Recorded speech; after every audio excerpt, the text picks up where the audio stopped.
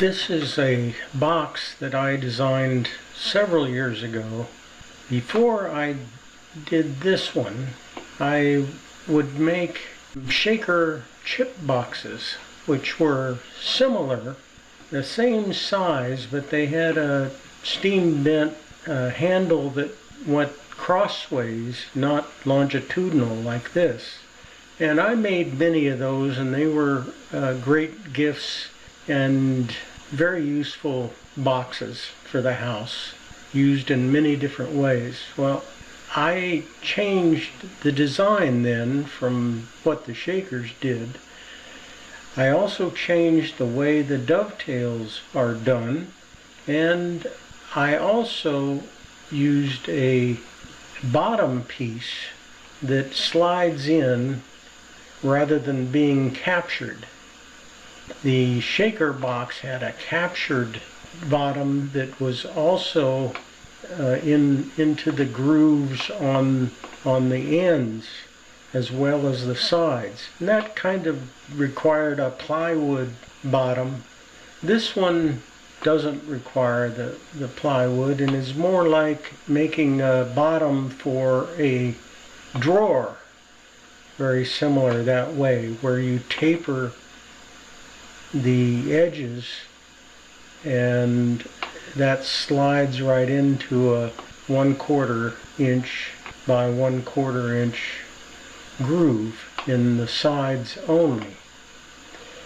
Now this longitudinal handle has these posts with a little bit of decoration on the corners, and then the handle has a tenon that comes all the way through and extends about 1/8 of an inch beyond. There is a cutout in the end for part of that handle or that post to sit down into this recess, which gives it more strength and reliability, I think. So the dimensions of this piece are shown here in a typical orthographic view, with the front view, the end view, and a top view. So here you have the overall dimensions of the piece and how the parts kind of fit together. I've also shown the grain direction in this model, which is, I think, important. You want to have the grain going around the sides and the ends. You don't want vertical grain here, of course.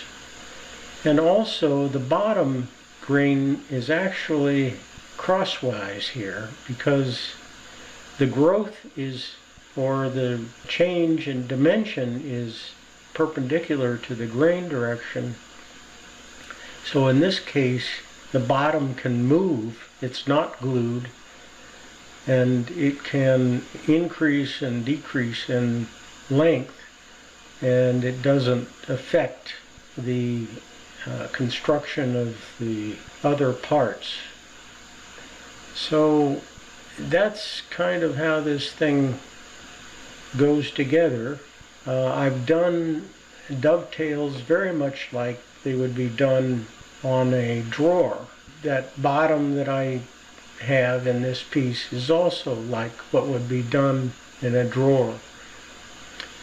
I would like to show how to actually build this piece in SketchUp, and I have 3 phases of this modeling in SketchUp, and there are videos for each of these phases. I'll also post this orthographic view, which has most of the key dimensions, on the blog Design Click Build at Fine Woodworking.